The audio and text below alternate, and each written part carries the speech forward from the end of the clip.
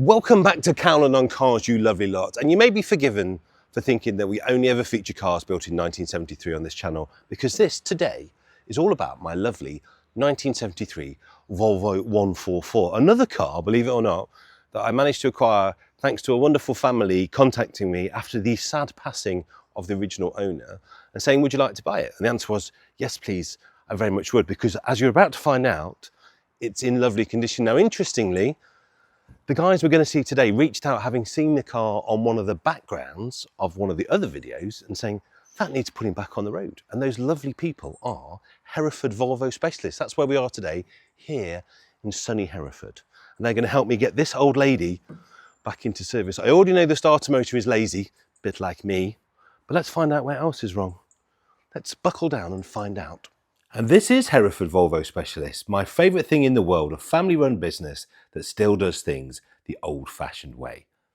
I better get this off the trailer and get it into the workshop. So you're going to meet some real superstars in today's video, but this is Aaron helping me get the car off the trailer. We're taking it steady because she's quite a hefty old lump. For a 70s car, these don't halfway a bit. I've overinflated the tyres to make it a little bit easier to roll. There's a tiny bit of brake bind, but I still don't want it hitting a tree. That would make an expensive start to the day, even with those bumpers. Right, let's give it a push and wait for some manly noises. Most of what the team are doing here at Hereford Volvo Specialist is actually younger cars. You can see Aaron's Alpine hiding in the back there as well. But they're not adverse to looking at older stuff. They're proper mechanics, proper technicians that can actually fix stuff and know how to go through a diagnostic procedure. So actually, something from the 1970s is a bit of a treat. And we've got some classic oil to go with our classic car. But we'll talk about that in a minute. First, we need to get it on the ramp, and then we need to see if it will start. I have tried to crank this car just by myself. It's very hard to actually crank a car at the ignition end and put any starter in, but I have a sneaking suspicion, looking at the service history, we're not going to need much. The battery that's on it is absolutely useless, even with the boost pack. So we're going to supply a new battery, which should give us a few more cranking amps, which will make the job much easier. So come on then, if you're watching at home, now is the time to place your bets.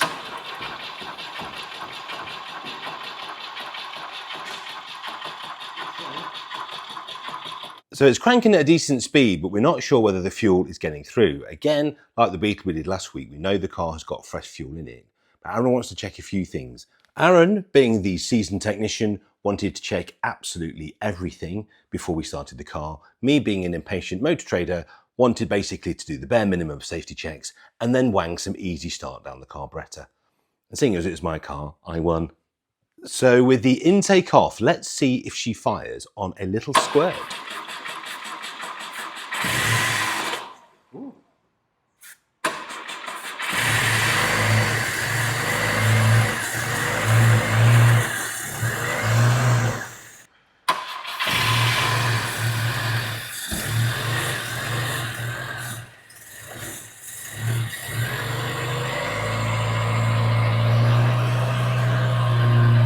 So that's all good news then.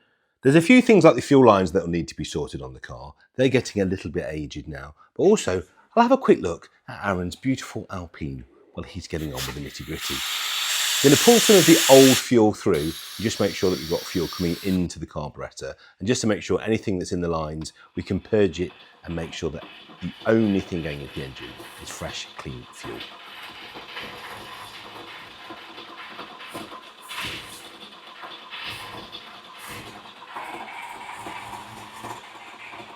Okay.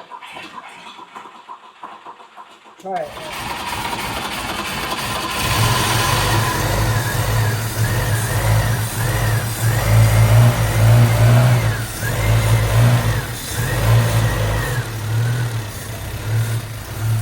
Okay.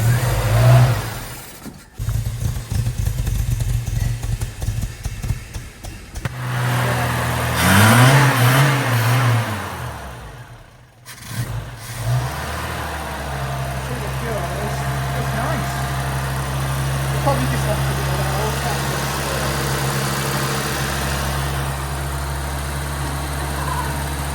I thought you were playing the flute.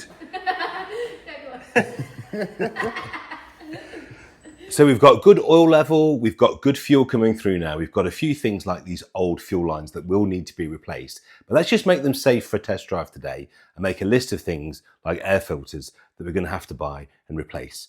Tip, of course, making sure the social media is up to date. Make sure you're giving the guys a follow. I will tag them below. And a huge thanks to the race group for supplying these Castrol Classic lubricants. And as you can see, we're also using a genuine Volvo filter. So let's get ready for the oil change. Sorry, Jack. We'll have a quick look around. Yeah. All we're trying to do today is get it running, do a basic service, do a full MOT check, and then get out on the road and give the car a little run. It'll just be a wonderful first hurdle to get over to get us excited about the next stage. The brake fluid looks good. So it's time to look underneath and see what we're working with there. There's no rack and pinion steering back in 1973. Well, there was, but just not on this car. And the steering box on this one is lifting a little bit. As you turn the wheels, it's actually lifting the steering box. Now, it's quite a common thing on these 144s, but it does give you a tiny bit of play in the wheels. And it's obviously something we want to adjust out very soon. The purpose of this exercise was really to create a list to make sure we knew what jobs we needed to do. And we are prioritising. Some are obviously critical because they're safety, things like fuel lines. Some are things we might like to do a little bit further down the road. And then there are other jobs which the guys are recommending to see if we'll need to do them because purely based on the age of the component, things like the fibre gear at the front of the engine. But it's good to have a look underneath.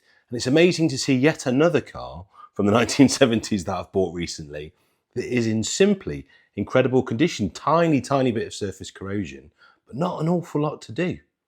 New calipers as well. Like the Beetle, I think this is a car that will benefit from an ice blast and then an underseal to preserve it for the next 50 years. The exhaust is in good shape, although I wouldn't mind doing something a little bit more meaty. But there are a few things I'd like to do, like the bush that goes around the centre prop bearing. That has really deteriorated, and I think that is something we are going to have to do this time. Not too much lash in the rear diff. The whole thing is in remarkable shape, and as you'll find out later, it's actually not even that low a mileage car.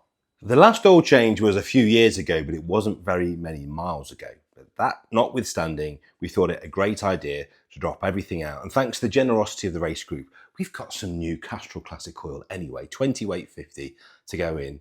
That's not in a bad way. I've got my genuine Volvo filter.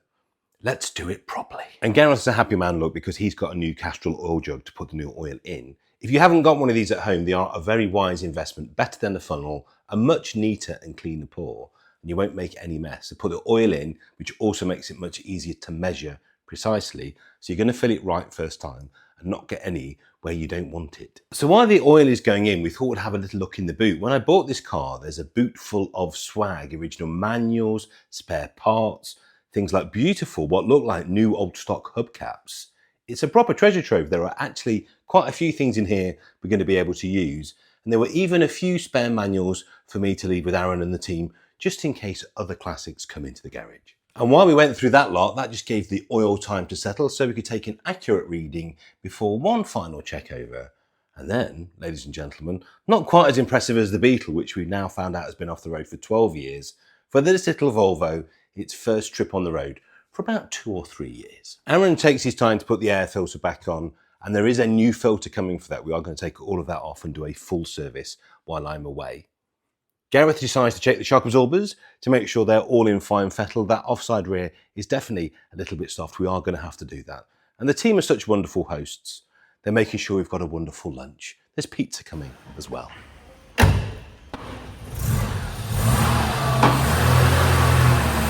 She lives.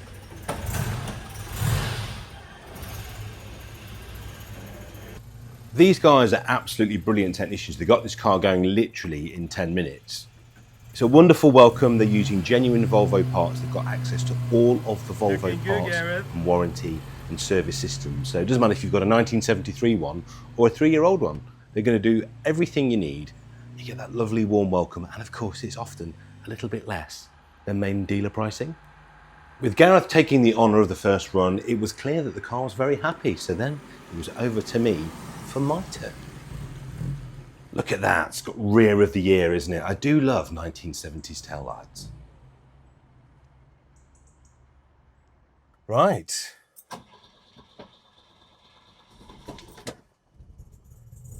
She starts, she runs. Now you'll notice my seatbelt isn't very tight. That's because we're not quite in the inertia reel period here yet. Right, here we go.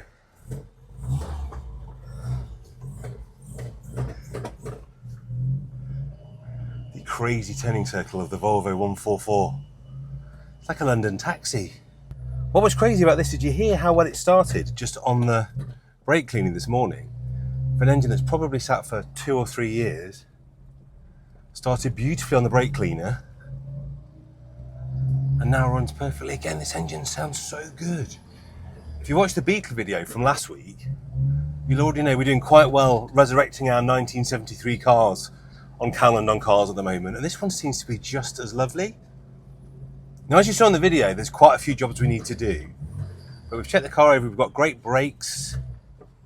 I'm just going to give it a little spin up and down the road, just to see what it feels like.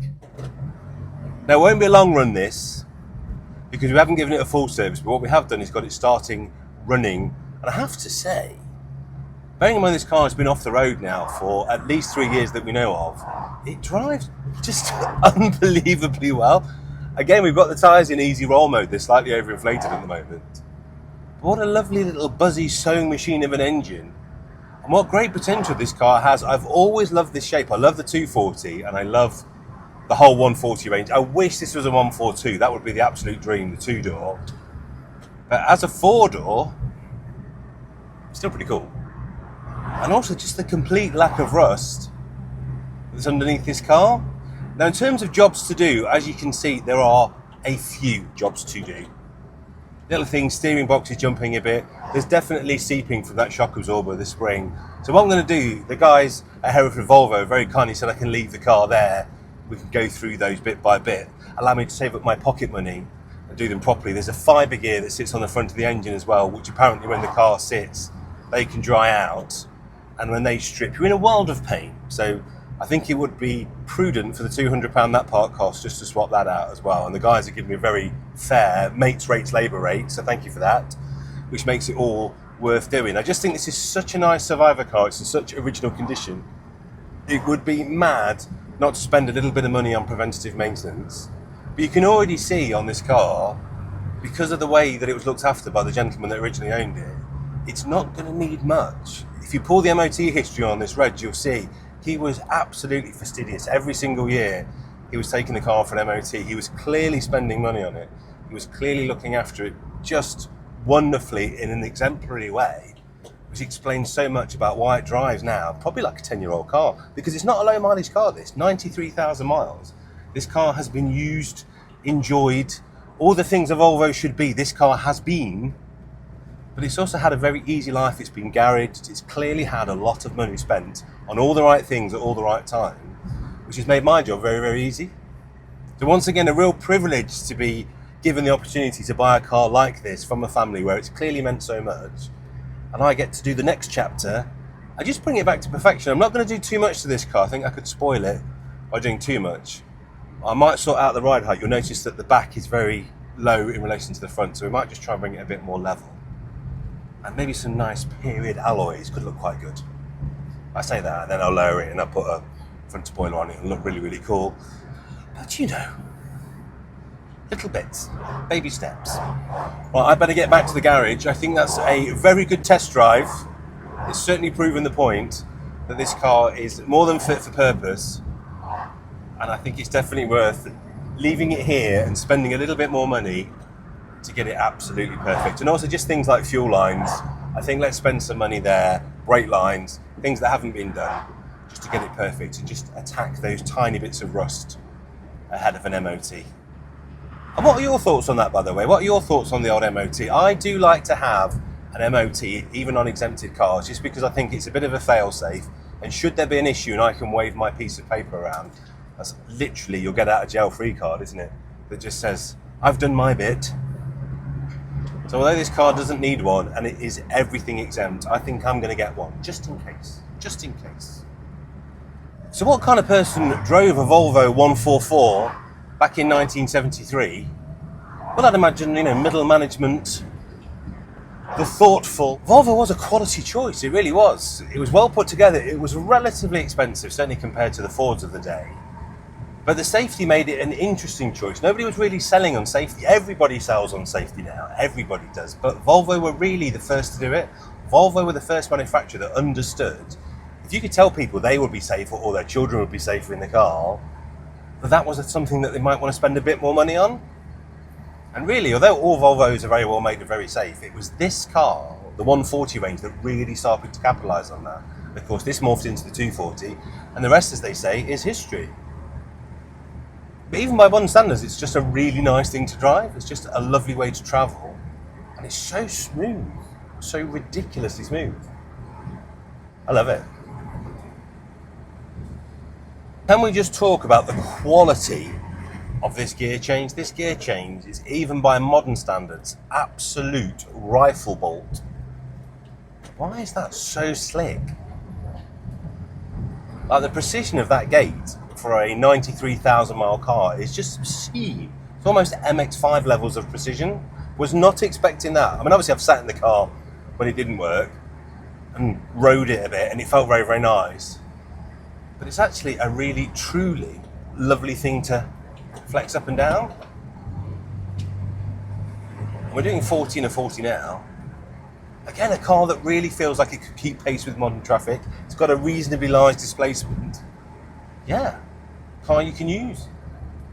I just think it's remarkable that a car that is as old as I am is in much better shape and it's just so daily usable. Again, just like the Beetle that we had last week, I'm not going to drive this in the winter, even though it's clearly done a few winters. I think now is the time to keep it as a 9-10 month a year car, look after it. We'll just get those little bits of missing wax all done and just keep it lovely underneath, get it serviced and pristine, and really make it into a lovely thing for 9 months of the year.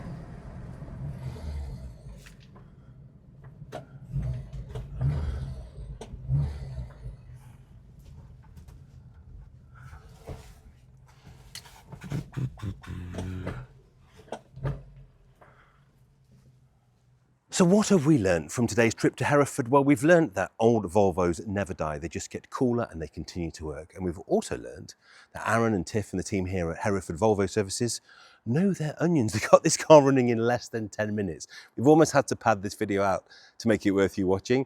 Now, there's a load more stuff to do. There's a few things we have to do, which we've done today, and there's a few things I'd like to do, which we'll go through in the next video.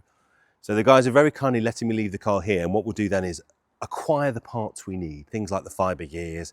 We're going to go through some of the safety related items, really make it nice. You can see some money's been spent underneath by the previous gentleman.